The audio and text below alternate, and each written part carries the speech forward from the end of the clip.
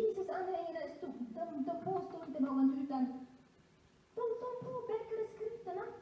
Och en annan 12 minuter, en till så avslutar vi. 90% من نساء بريطانيا ما بيحبوش يتزوجوا من الرجل الضعيف، اللي اول ما تحصل اول مشكله او اي مشكله يقعد يعيط يقول لك لا ده الراجل ده عامل شكل الحريم، احنا عاوزين راجل. قضيه الضرب دي شبهه خطيره جدا. واحده معانا هنا. اقول ان الله كرم المراه بهذه العقوبه، عقوبه الضرب. كيف كرمها بالضرب؟ اي والله، مش معقول. كيف؟ قال نبينا صلى الله عليه وآله وسلم: ولا تضرب الوجه ولا تقبح. شوف كرمها، إن ضربها لا يضربها على وجهها، حتى وهو يضربها لا يسبها ولا يشتمها. عجيب. إذا هو يضرب للتأديب، وإذا ضرب لا يزيد عن 10، وإذا ضرب لا يكسر عظما ولا يقطع لحما ولا يكسر سنا ولا يقطع عينا. أبدا عند الضرب. إذا ضرب عند التأديب لا يرفع يده إلى أعلى، بل يضربها بحذاء صدره. كل هذا تكريم للمرأة. هي تحتاج إلى تأديب، تحتاج إلى تأديب. فكيف يؤدبها زوجها؟ بالوعظ، فإن لم ترتدع ولا تنزجر، بالهجران، فإن لم تنزجر، بالضرب. وجعل شروطا للضرب: لا تضرب الوجه ولا تقبح. وأنت تضرب لا تقبح، لا تزم ولا تشتم، أنت كذا أنت كذا، لا، ممنوع هذا في الإسلام. يا مولانا لا يضربها. نعم، بعصا صحيح. قالوا إن ضربها يضربها ضربا غير مبجح لا يترك أثرا. يضربها بعصا قصيرة، وإذا ضربها لا يضربها على وجهها ولا على أماكن الرأس التي تؤذي، بل يضربها على بدنها ويفرق الضرب. كل هذا اختيار لإجراء العقوبة، لكن هذا لا يكون إلا عند استحالة الوسائل السابقة. كمان تكريم الإسلام للمرأة أنه لم يجز العقوبة بالضرب كما قال أهل العلم إلا في حالة واحدة: عند امتناعها عن فراشه. عند انفاسها عن فراشه. نعم، لأنه أين يذهب الرجل؟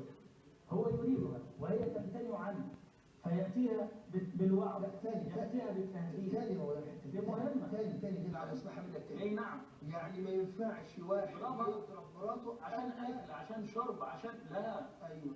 لا يكون إلا لأجل هذه المسألة التي لا يستغني عنها. Ha? Tror ni att han har missförstått islam eller? Han missförstod. Frågar SVT så nej, det får man inte göra. Men det måste finnas någon islamisk lag som säger du får icke slå din fru. Ha? Det finns inte. Det finns rätten och han påpekade profeten. Förstår ni? Han påpekade i skrifterna att man får göra det. Så allt de gör är ju enligt islam och inget annat. Have nothing to do with Islam. Boko Haram has nothing to do with Islam. They are liars. They are liars. That's Islam. Book, the Quran says that kill those who don't believe in Allah. And that's what they follow. If someone say ISIS have nothing to do with Islam, Boko Haram has nothing to do with Islam, they are liars. They are liars. That's Islam. Yeah? That will happen. You see? And in Quran it says that crucify those who don't believe in Allah.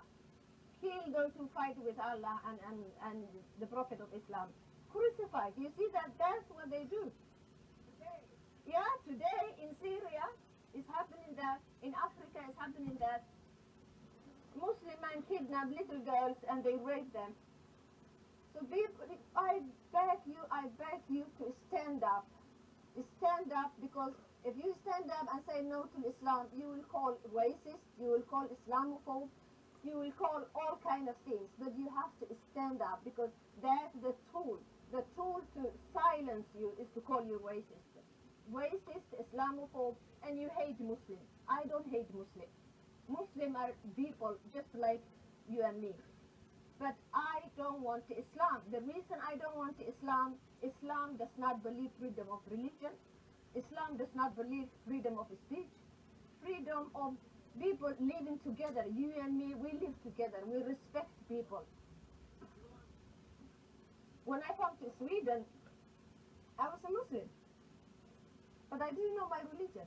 I never read Quran. I never know anything. I was just a Muslim and good person, like millions of other Muslims around the world. I didn't know Islam. But when I come to Sweden, then where I start reading Quran, where I start studying the Islamic text, and it's there I found out that I have to help people who don't believe in Allah. I have to tell people to become a Muslim. If they refuse, when I have a chance, I have to kill them. That's the teachings of Islam. That's not what Muslims believe normally, but that's the ideology says that kill those who don't believe in Islam. I think that's the biggest lie of all time. Islam is not the religion of peace, because Islam teaches that kill everyone who don't accept Islam. That's what Muhammad said. Muhammad said that I've been ordered to fight people until they accept that I'm a prophet of God and there is no God but Allah. So, I mean, it's very, very dangerous ideology. In my opinion, Muhammad was more dangerous than Hitler, and we need to stand up and say no to Islam. Mona, there are several.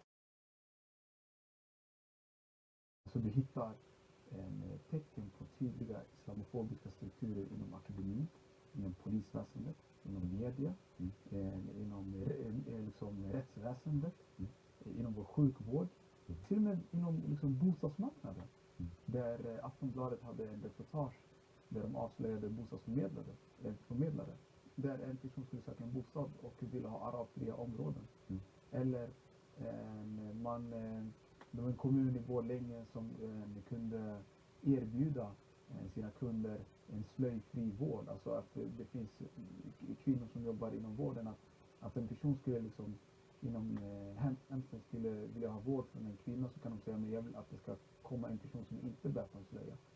Så länge du har korrekt hijab, inte byter blöjor på motsatta könet och liknande och inte serverar gris och alkohol, så är det tillåtet. Det betyder att du får arbeta där tills du hittar ett annat jobb, inshallah ta'ala. Grunden är att man ska inte arbeta på sådana här platser där man utsätts för att göra en massa synder, yani. Idag kan man prata om muslimer på ett visst sätt utan att så många egentligen höjer på ögonbrynen. Så som kanske det skulle vara för 10-15 år sedan. Du som muslim mot en person som säger Gud är tre. Eller en som säger Gud är Buddha. Eller en som säger Gud är solen, Gud är månen, Gud är så. Yani han tror inte på din trosprinciper. En kafir, en icke-troende. Du hatar det här som han gör. Du hatar det här kufr. Förstår du islamofobi i Sverige? Tidigare så förstod vi det som ett problem som har med okunskap att göra. Eller missförstånd. Eller att det bara var lite främlingsfientlighet. Vi förstår problemet idag på ett helt annat sätt än man gjorde tidigare. För oss är islamofobi en form av rasism som drabbar dels muslimer. En föreställningen om muslimen är att han är kvinnoförtryckande om han är han. Om det är en kvinna så är han offer för förtryck från den muslimska mannen. Och det här är föreställningar som har funnits långt bak i tiden. Straffet till den som är oskuld, 100 stycken fiskpulverheter. Och för den som inte var oskuld, rajm. Rajm är stening till döden. Det är under fliken om islam som Göteborgs största moské slussar besökare på sin hemsida till en sajt som heter New Muslim Guide. Där finns vad som ser ut som just en guide till livet för en god muslim, modernt formgiven och översatt till svenska. Och i ett avsnitt om mannens rättigheter i äktenskapet hittar vi såna här formuleringar. En muslimsk kvinna ska vara lyhörd för sin makes sexuella behov. Om hon avvisar hans legitima sexuella närmanden begår hon en synd, såvida det inte finns något giltigt skäl, såsom att menstruera eller vara sjuk. En av den äkta mannens rättigheter är att hon inte får lämna hemmet utan hans tillåtelse. Göteborgs moské, som inhyser flera olika muslimska föreningar, byggdes 2011 med pengar från Saudiarabien. är ju enligt islam och inget annat. Ja, så jag förstår det. Alltså, slå inte henne i ansiktet, hon blir full. Jag får inte andra märken, du kan inte ha en monster som sitter där. Slå inte henne. Så, vad jag vill säga till er är att jag påstår ingenting om islam. Jag påstår ingenting om islam. Allt det stort där.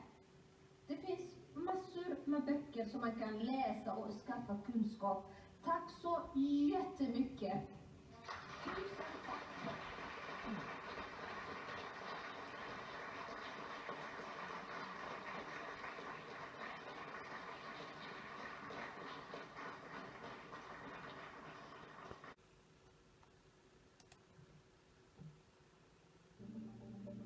I took the position and still take the position that Islam is not a religion of peace. In fact, it's only one aspect of Islam that is a religion. Islam is a political philosophy. It is a total idea of how human affairs should be run. And in that political doctrine, there's a lot of violence in it. So I'm taking the position Islam is not a religion of peace. Muslims could become peaceful people, again, if they go through this process of enlightenment, and if Muslims clearly and openly reject the parts in the Quran that mandate violence, and if they openly and clearly reject Muhammad's violent legacy and refuse to follow in his footsteps in that sense. There's a mass shooting, and it's perpetrated by a man or men shouting Allahu Akbar. And it's apparent that the perpetrator is motivated by his conviction, his belief in Islam. And then President-elect Donald Trump gets up and says, this is a religion of peace. It has nothing to do with Islam. The perpetrator is insane or mentally disturbed or some other excuse. For the voter sitting in Ohio or in Tennessee or in New York, the first thing that goes in your head is the president-elect is just not telling the truth. He is lying to us. And worse than that, voters then don't only lose faith in the men and women they elected to office, they lose faith in the institutions of government. And I know that people on the left are driven by good intentions to say it's a religion of peace and to try and separate the religion from the terrorist act and from the actor. But it doesn't help. People become more and more suspicious of Muslims. It's counterproductive, however you put it. So when President Obama is confronted with the beheading of journalists and aid workers, and he goes on an international platform, the United Nations, and says, this has nothing to do with Islam, the effect of that is that people not only distrust him and distrust the United States government, but that they become more anti-Muslim. I think it would be much better if liberals especially, but if everybody just had an honest and open recognition of the fact that Islam is not a religion of peace.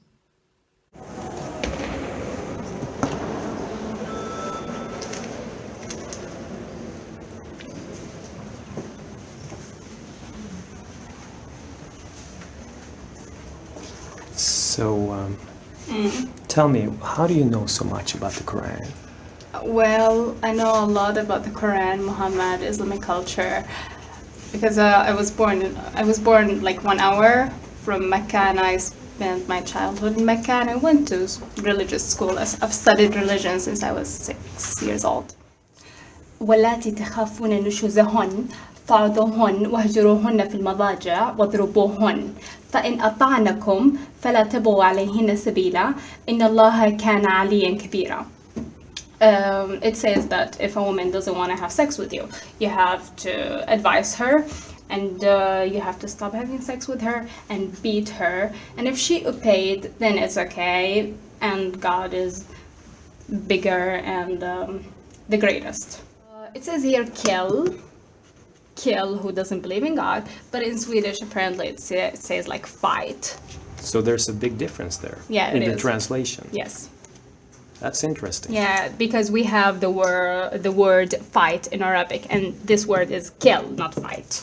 هو الذي أرسل رسوله بالهدى ودين الحق ليظهره على الدين كله ما حرم الله ورسوله ولا يدينون دين الحق من الذين أوتوا الكتاب حتى يعطوا الجزية. Basically says you have to fight them until they give the tax, or you have to kill them. Who are they?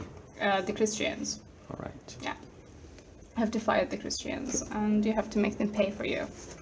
Okay, but would you say that in general is the Quran a violent book? It's a very violent book, and it's a lot of killing messages inside this book. It's so it should be forbidden from Europe, actually. It should be forbidden from the first world. But what do you say to those who say that, well, there's also a lot of love in the Quran? Where is the love? I don't know. Seriously, where is the love? There is no love in this book at all. It's all about killing and cutting off and raping women, actually. Beat women, force them to have sex with you, take sabaya, which they are actually sex slaves. So yeah, there's no peaceful. There's no peace in this book at all. You know that some people say that ISIS doesn't have anything to do with Islam. Is that right or wrong, would you say? ISIS is the perfect idol of Islam. They're the perfect Muslims. They are the perfect Muslims. They are actually good Muslims. A lot of Muslims, deep down, they're like, ISIS are the best. Because ISIS, they're doing exactly what the Prophet did back then. So when we speak about radical or an extreme form of Islam, would you disagree and say that that's actually what Islam is? No, Islam is actually extreme. I mean, according to what it says in the Quran. Yeah, according to the Quran and according to the Sirah, which is how the Prophet lived and what he did, his friends. It's all violent and killing and forcing, raping, sex slaves. Yeah, it's part of Islam. And so one last question, which seems to confuse a lot of Swedes, the hijab. Is the hijab a symbol of freedom or oppression? The hijab. Okay, well, first, they are forced to wear it, so I don't see any freedom in the hijab, where they're trying to make it look beautiful, and they're actually forcing it on their kids. A lot of women, when they take it off, they're like, finally, it's freedom. I don't see any freedom in the hijab, actually. Man brukar ofta säga att jag sysslar med flum. Och vad är flum? Jo, det är någon som äter grönsaker och som har filosofiska funderingar kring världsbilden. Och som kanske inte alltid är en rationell människa utan som tillåter sig att stanna upp i tillvaron. Och det, för mig är det väldigt fina saker och väldigt viktiga saker, och det är det som gör livet värt att leva. Men ofta i media så ser man att flum är någonting farligt. Jag skulle vilja ifrågasätta överhuvudtaget vad media lägger för värdering i ordet flum. För att jag tycker att det är en fras man tar till när det är någonting som man inte vill förstå eller som man vill bara avfärda. Med anledning av en del påståenden som cirkulerar vill jag säga Vi har den största respekt för islam som världsreligion och för dess bidrag till vår gemensamma civilisation. Sverige har också en ledande roll när det gäller interkulturell och interreligiös dialog. Sverige värdesätter våra goda relationer med den muslimska världen. Många svenskar är muslimer och det ger förstås värdefulla bidrag till vårt samhälle. Och vår politik i den här frågan har, upplever jag, som Allan Widman har sagt också, starkt stöd hos det svenska folket och också här i riksdagen. Ingenting som jag har sagt här i riksdagen eller någon annanstans får eller kan tolkas som en kritik av islam. Det är ett grovt felaktigt påstående. Regeringen har den största respekt för islam som religion och för dess bidrag till vår gemensamma civilisation. Och vi har i decennier arbetat för tolerans och mångfald och förståelse mellan religioner, de som finns i vårt land och de som finns runt om i världen. Och Sverige fäster vikt vid situationen för de mänskliga rättigheterna här i vårt land och i alla världens länder. Det har ju varit så att inte minst skriverier och sociala medier om vi skulle ha faktiskt också kritiserat islam, vilket vi aldrig någonsin har gjort, tänker aldrig göra heller, utan vi har största respekt för den religionen. Men den typen av spekulationer har ju förekommit, ja.